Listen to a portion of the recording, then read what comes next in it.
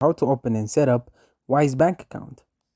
So to do this, it's pretty simple. So here we have our Wise application. So you can sign up with your Apple ID or you can register. So I'm going to register here with my other emails so that I'll show you an example on how it works. So let's just press continue. From there, you will have to be using your active emails and then it's going to send you an active OTP later.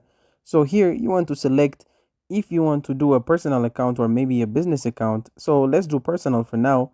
So just select your country and region right here. So let's press continue. So these are the features you can use in Wise basically. So here you can send money abroad, convert money, hold money, receive money and spend abroad for less. So you can not only invest your money. So here you will have to place your phone number, of course, and they will send you a code to keep it secure, and from there you'll be able to use the Wise bank account. It's just that simple. So that's it. Thank you guys for watching this video.